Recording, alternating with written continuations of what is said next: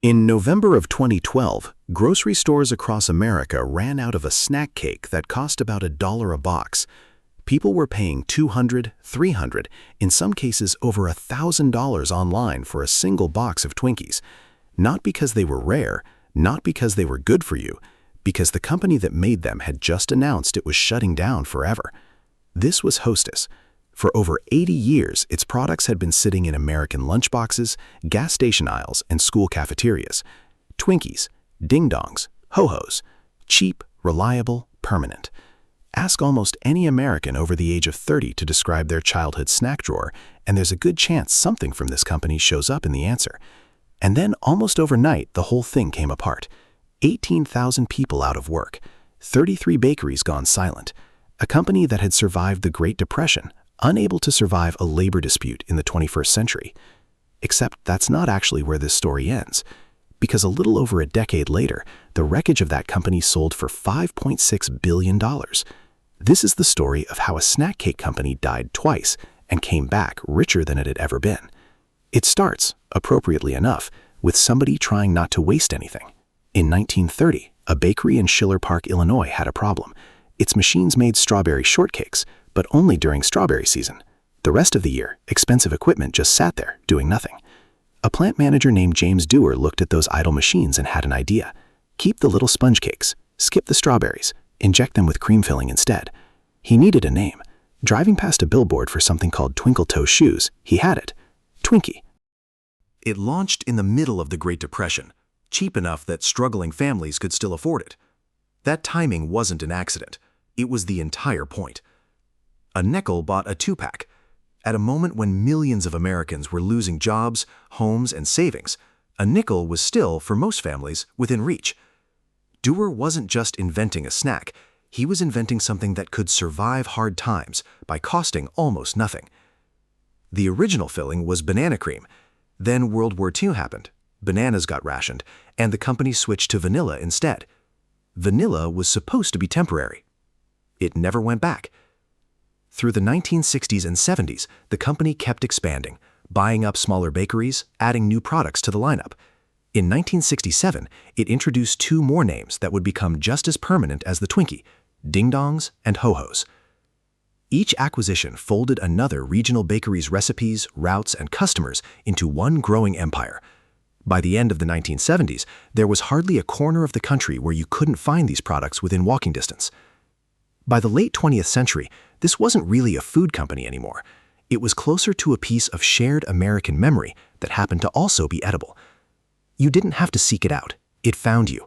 In the vending machine at school, on the shelf at the gas station, tucked into a lunchbox by a parent who'd probably had the exact same snack tucked into their own lunchbox 30 years earlier. In 1979, that memory took a strange turn. During the trial of a man who killed two San Francisco city officials, his legal defense referenced his diet, including sugary snacks like Twinkies, as evidence of diminished mental state. The press nicknamed it the Twinkie defense. The nickname stuck around for decades. Most people who use it today have no idea it was ever attached to an actual murder trial. That's how deep this brand had burrowed into the culture. It survived being attached to tragedy and came out the other side as a punchline. For a company that felt permanent, its corporate ownership was anything but. Over the decades, it passed through the hands of a telecom conglomerate, a pet food company, and eventually an umbrella corporation called Interstate Bakeries. In 2004, Interstate Bakeries filed for bankruptcy, blaming America's sudden obsession with low-carb diets. It spent more than 4 years working through the restructuring process before emerging in 2009 under a new name.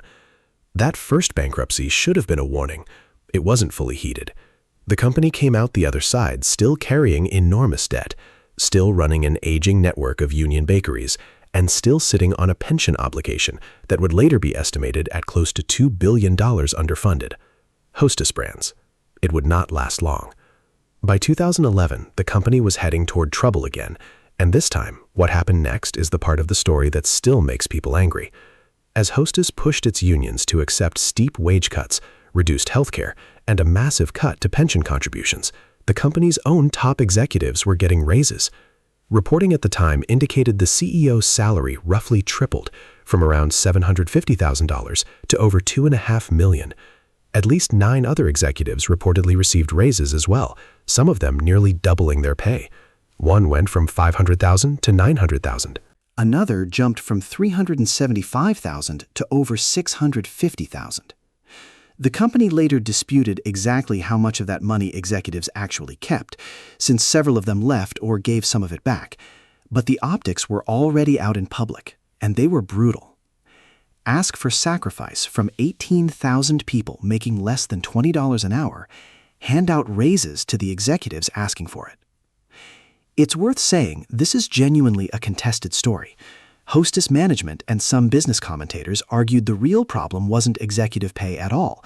It was years of costly union work rules and a pension plan underfunded by close to $2 billion, an obligation the company said it simply could not carry anymore. The unions and other commentators pointed straight back at management. Years of debt from prior buyouts, and now raises timed almost perfectly wrong. Both arguments have some truth in them. Neither side fully agrees on which one mattered more. That disagreement is part of why what happened next became almost impossible to stop.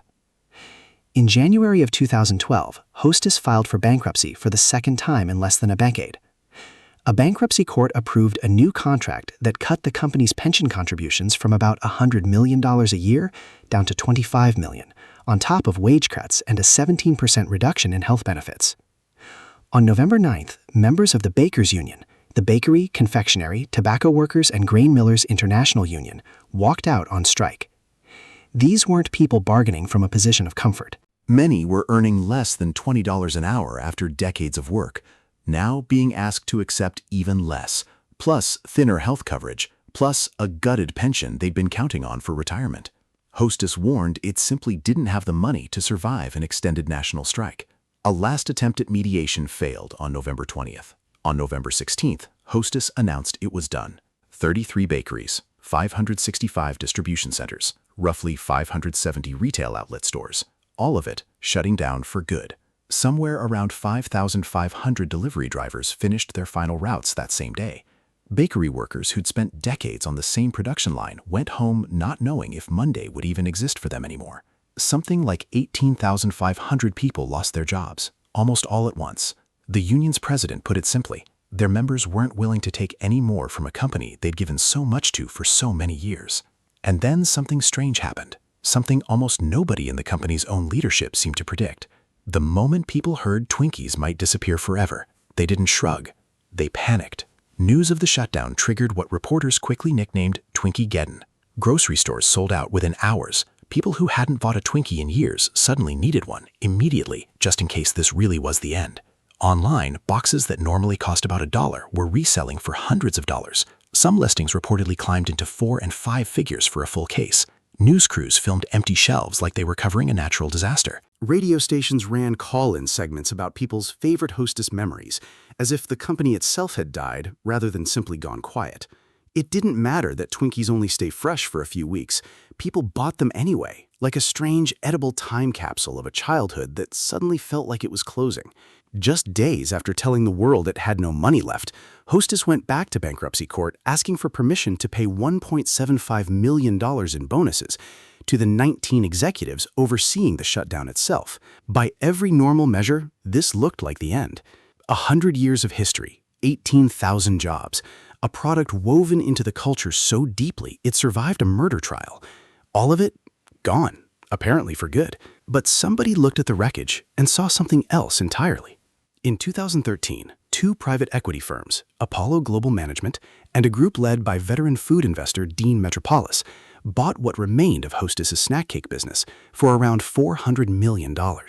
That's a fraction of what the company had once been worth. Their plan was ruthless and, from a purely financial standpoint, brilliant. Instead of 33 aging union bakeries, they rebuilt around a small handful of highly automated ones. Instead of 18,000 workers, they needed a tiny fraction of that number. Machines that once needed a full line of workers to run now needed a supervisor and a checklist. It was, by any measure, a completely different company wearing the same familiar packaging. They even reformulated the Twinkie itself, extending its shelf life to about 65 days, cutting waste and squeezing out more efficiency at every step. In July of 2013, About 8 months after Twinkiegeddon, Twinkies came back to store shelves. The reunion was, financially speaking, spectacular. With a fraction of the old labor costs and a fraction of the old workforce, the new Hostess became dramatically more profitable than the old one had ever been. By 2015, its owners were confident enough to turn down outside offers valuing the company at over $2 billion, and instead paid themselves a $900 million dividend. In 2016, Hostess went public. Investors could now buy a piece of the same company that 4 years earlier had been a national punchline for corporate collapse. Think about what that actually means. A stock ticker, TWNK, trading on the same exchanges as companies that never missed a paycheck, built on a brand that had spent 2012 as a symbol of everything broken about American manufacturing. Wall Street didn't care about the symbolism. It cared about the margins, and the margins were excellent. The final chapter, so far, came in 2023. M. Smucker, the company behind Jif Peanut Butter and Folgers Coffee, agreed to buy Hostess Brands for approximately $5.6 billion, beating out other major food companies that reportedly wanted the deal too.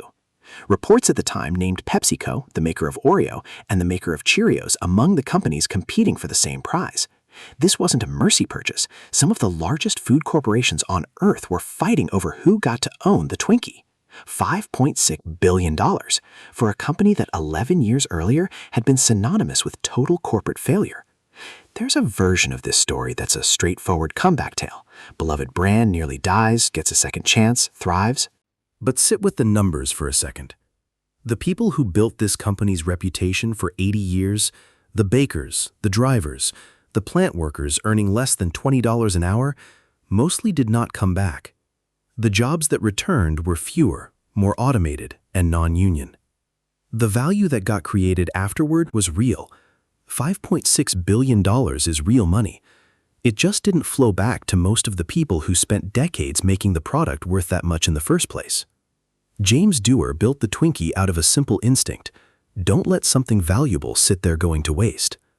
80 years later, a very different set of owners applied that same instinct to the company itself. Except this time, what they salvaged wasn't idle machinery, it was a brand.